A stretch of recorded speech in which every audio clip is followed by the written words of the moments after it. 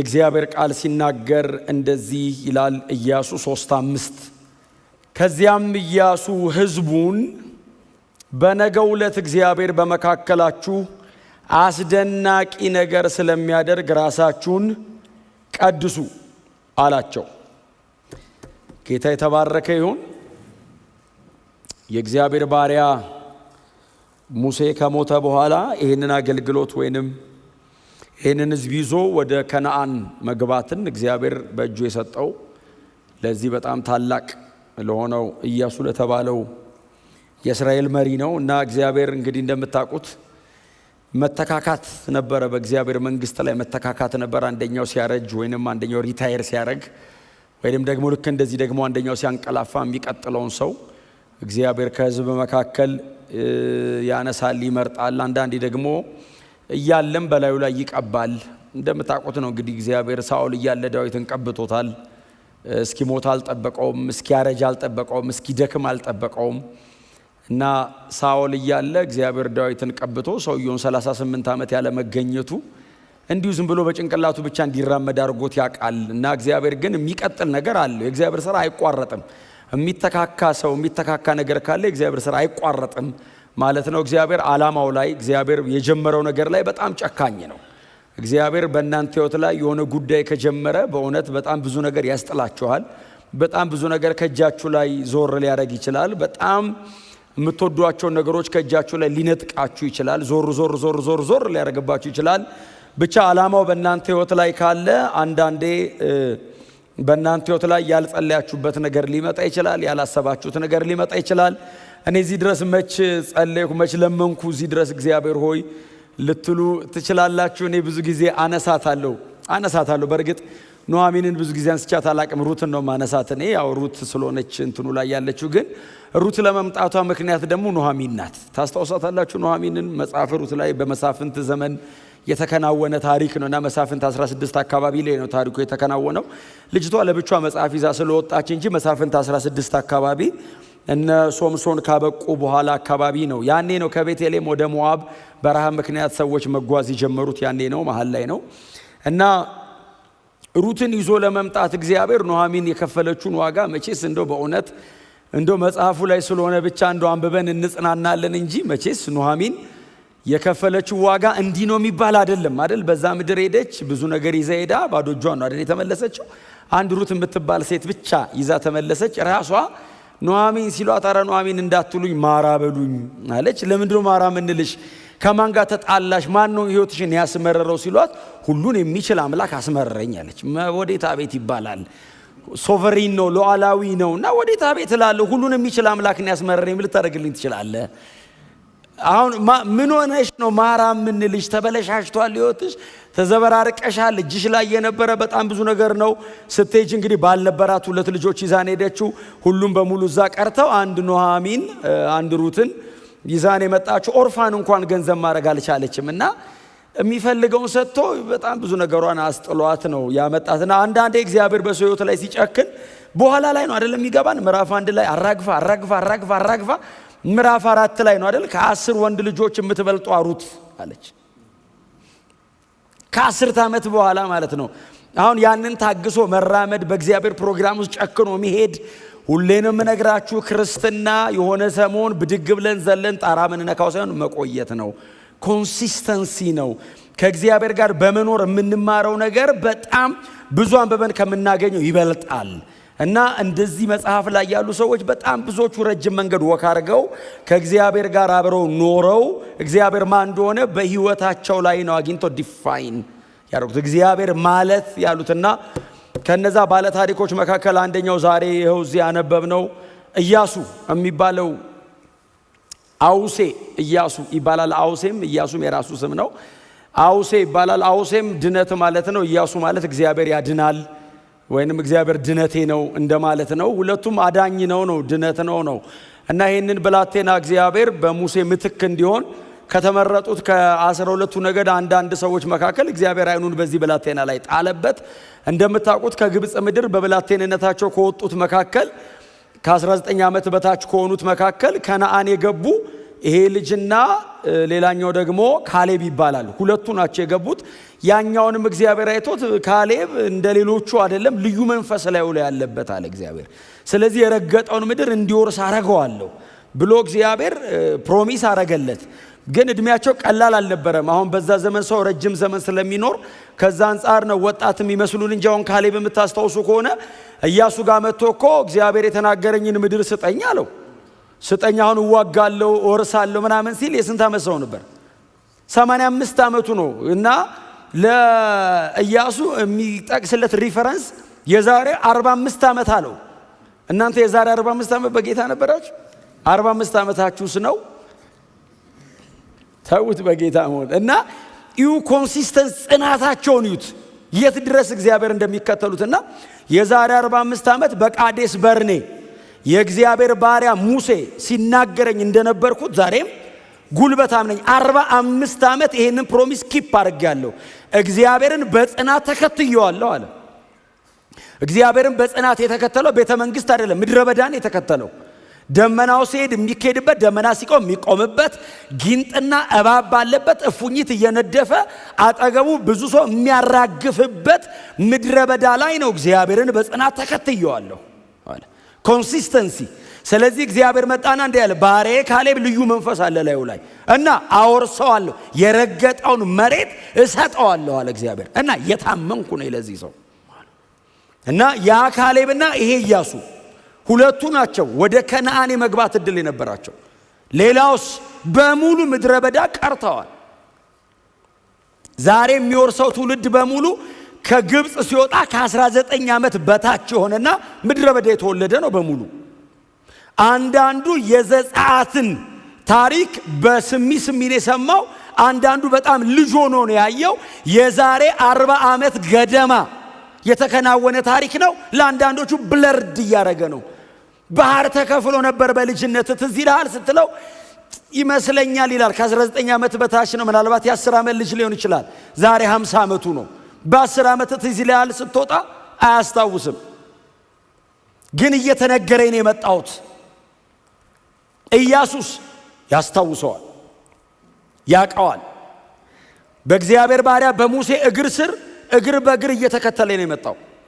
ዛሬ እግዚአብሔር የተናገራቸው ምድር ላይ ደርሰዋል። እንደምታስታውሱት ዘዳግም 34 ላይ ሙሴ ሞቷል። ታላቅ ሰው ነው ሙሴ።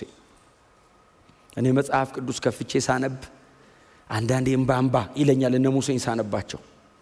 በጣም ብዙ ሰው ለማግኘት የሚታገለው ነገር ትተው በጣም ብዙ ሰው የማይመርጠውን ነገር የመረጡ ሰዎች ናቸው። ለዛ ነው ከእግዚአብሔር ጋር ባለ ታሪክ የሆኑት። ኦፕሽን ምርጫ አተው አይደለም፣ እግዚአብሔርን መርጠው ነው። ቤተ መንግስት፣ ለዛውም የፈርዖን ቤተ መንግስት፣ በወርቅ የተንቆጠቆጠ ቤተ መንግስት፣ የፈለገውን አገር ሄዶ ባሪያ ማድረግ የሚችል አገዛዝን ትተው ከእስራኤል ሕዝብ ጋር ጭቃ ለማብኳት፣ እንደውም መጽሐፍ ከእስራኤል ሕዝብ ጋር አለ የሚለው ከእግዚአብሔር ሕዝብ ጋር ነው የሚለው። አሁን ባሪያ ነው ሕዝቡ ስታየው አይመስልም። እግዚአብሔር ሲያየው ሕዝቤ ነው አለ። ሙሴ ያየውና የእግዚአብሔር ነው ሕዝብ፣ ከነሱ ጋር ጭቃ ማብኳት ፈርዖን ቤት ወርቅ ላይ ከመቀመጥ ይሻለኛል። የወሰነ ቀን የከፈለው ዋጋ ቀላል አይደለም። ጽናት ጎናቸው ሆኖ ሰው በጽናት ተከተለው በሉት እስቲ ንገሩት፣ በደንብ በጽናት ተከተል በሉት። መንገዱ እንደዚህ በቀላሉ እንደምንነጋገረው አይነት ቀላል መንገድ አይደለም በእውነት ግን ደግሞ እግዚአብሔር ጸጋ አለ። ግን ዲተርምን መሆን ግን ይጠይቃል። ሰዎቹን የዋቸው ጨካኝ መንፈስ አልተሞሉ፣ የተለየ ጸጋ ስጦታ የሌላቸው ላይ ሕግ ነው ገና ያለው። ለዛውም ሙሴ ሕግ ማያውቅም፣ ገና ሕግ ተቀባዩ ራሱ ነው። ወስኖ ጨክኖ ትቶቶቶ ያንን ምድረ በዳ ህዝቡን ይዞ አቋርጦት ወጣ። ሙሴ 40 ዓመት ሙሉ ወክ አረገ። ከቤተ መንግስት ወደ ምድረ በዳ የወጣ ሰው ህዝቡን ከግብፅ ወደ ከነዓን ይዞ እየተጓዘ ሄደ። ሲሞት ዘዳግም 34ን እናንተ ጊዜ ስታገኙ አንብቡት። ሙሴ ያልጻፈው ኢያሱ ሊሆን ይችላል የጻፈው። የእግዚአብሔር ባሪያ ሙሴ ሞተ ይላል። ሲጻፍ ሙሴ ሞተ አይደለም የሚለው፣ የእግዚአብሔር ባሪያ ሙሴ ሞተ። ሲሞት ሰው ሲሞት ነው አይደል እውነቱ የሚጻፈው። በሕይወት እያለማ ምን ይለኛልም ተብሎ አንዳንዴ እና ሲሞት እንደዚህ አለ አይደል? አይኑ አልፈዘዘም፣ ጉልበቱ አልደነዘዘም፣ ብርቱ ነበር ሲሞት። በፈርዖንና በግብፅ ፊት በእስራኤል ልጆችና በምድረ በዳው መካከል እነዛን አስፈሪ ምልክቶችና ተአምራትን እንዳደረገ እግዚአብሔርን ፊት ለፊት እንዳዋራ እንደ ባሪያው እንደ ሙሴ ያለ የለም ተባለ ሲጻፍ። አየ ሙሴ ሲሞት እስራኤል ሐዘን መቀመጧ ብቻ አይደለም፣ ኢያሱም ሐዘን ይቀመጣል። ከሙሴ ቀጥሎ ማገልገል ሲቃይ ነው። ኦልሬዲ ሙሴ ያስቀመጠው ስታንዳርድ አለ። ወይ የሙሴ አይነት መሆን አለብህ ወይ መብለጥ አለብህ። አትሊስት የሙሴ አይነት መሆን አለብህ። የተለመደ የተቀመጠ ስታንዳርድ አለ። ለኢያሱም ሲቃይ ነው። ሕዝበ እስራኤልም በሙሉ ተሰብስበው መጥተው ያሉት እሱን ነው። ችግር የለውም አሉት፣ እንገዛልሃለን። ግን ከባሪያው ከሙሴ ጋር የነበረ እግዚአብሔር ብቻ ካንተ ጋር ይኑር። በቂ ኤክስፔሪየንስ አለ። 40 ዓመት ተከተለዋል ሙሴን እግር በእግር። በጣም ብዙ ነገሮችን ሙሴ ሳይ አብረኸው አይተሃል። በሙሴ መጠን ባታይም አንተ ተራራ ግርጌ ቁጭ ብለ እሱ ተራራ አናት ላይ ተቀምጦ የሆነ ብለርድ ቢያረግብም ብዥ ቢልብም አይተሃል። ይሄ ኤክስፔሪየንስ ችግር የለብህም። እምንጠይቅህ ያሻካይናው የእግዚአብሔር ክብር ያንን ደመና አንተ ጋር ይኑር እንጂ እንገዛለን። አሁን የኢያሱ ጥያቄ አለህ ወይ ነው? አብረኸኝ እግዚአብሔር መጣና እንደዚህ ያለው ከባሪያዬ ከሙሴ ጋር እንደነበርኩኝ እንዲሁ ካንተ ጋር እሆናለሁ። አይዞህ። ክብር ለኢየሱስ ይሁን። አይዞህ። ግን ያው ታውቃለህ እኔ ዝም ብዬ እንደማለው ነው። እግዚአብሔር ከኔ ጋር ሁን ስለተባልኩ ብቻ መሆን አይነት አይደለሁም። እኔ ባሪያዬ ሙሴ ያዘዘን ትእዛዝ በቀንና በሌሊት አስብ፣ አሰላስል፣ አይንን ከዚህ ሕግ ላይ እንዳትነቅል፣ ፈቀቅ እንዳትል። እንደዛ ከሆነ እኔ አብሬ እሆናለሁ። ይቀናልሃል፣ ይሳካልሃል፣ ይከናወንልሃል። ቆንጆ ቀን ነው ስብከት የምሰብከው። የመከናወን የመቃናትና የስኬት ዓመት ይሁንላችሁ። አሜን በሉ። ግን ስኬት የእግዚአብሔርን ሕግ በመጠበቅ ሲሆን ጥሩ ነው። ስኬት በምኞት መሆን የለበትም። ይሳካልኛል ተብሎ አይሆንም። እንደዚህ አይነት ነገር የለም። የክርስትና ነው ፕሪንሲፕል አለ።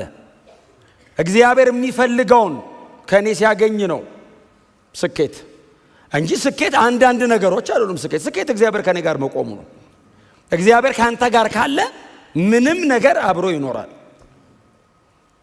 ያለ እግዚአብሔር ብዙ ነገር ከሚኖር ምንም ነገር ሳይኖር እግዚአብሔር ከኛ ጋር ቢሆን ለውድድርም ለንጽጽርም አይቀርብም። እናንተ ምርጫችሁ እንደሱ እንደሚሆን በጣም ተስፋ አደርጋለሁ። ክብር ለኢየሱስ ይሁን። አብሬ እሆናለሁ ግን አለው ትእዛዜን ጠብቅ። ጠብቅ ብቻ አይደለም ያለው በቀንና በሌሊት አስብ አለው። ቀጥሎስ አሰላስል፣ እንደ ምልክት አድርገዋለሁ። እዚህ ላይ ያደርጋሉ አይሁዳን፣ እዚህ ጋር አድርገዋለሁ እና አይን ሁልጊዜ ሲያይ እዚህ ጋር ይይ። ቶትህን፣ ዲዛይርህን፣ አፒታይትህን ኮንትሮል ያደርግልሃል። እዚህ ላይ አድርገው። ቀጥሎ እዚህም ላይ አድርገው። አንጠልጥል፣ እንደ ምልክት አድርግ። ያየ በሙሉ ሲያይ ከሕግ ውጭ እንዳያዋራህ ዲሲፕሊን ሁን አለው እግዚአብሔር። የፈለከውን እንዳትሆን ሕጉ የሚጠይቅን ስጠው። ያኔ የምትፈልገውን በሙሉ ታገኛለህ። እስቲ አሜን በሏ። ኦልሬዲ እግዚአብሔር ይህንን የሚናገረው ለመረጠው ሰው ነው። አፖይንት ላረገው ሰው ነው። ሕዝቤን ትመራለህ ላለው ሰውዬን ይህንን ሁሉ ትእዛዝ የሚሰጠው። ትመራለህ ብለኝ የለይ? አዎ ኦልሬዲ በትሩን ሰጥተኛል፣ ወንበሩንም ሰጥተኛል። ሙሴም ሞቷል። እንደፈለኩ አይቻልም። ክብሬ አብሮ አይሆንም። እኔን ከፈለከኝ አለው እግዚአብሔር፣ አዎ በዚህ በኩል ሂድ። እኔ እዚህ ጋር ነው ያለሁት። እኔ የፈለግኩት መንገድ ላይ እየመጣ የሚያቋርጥ እግዚአብሔር የለም። የሚፈልገው መንገድ ላይ ነው የሚጠራኝ። አሜን በሏ።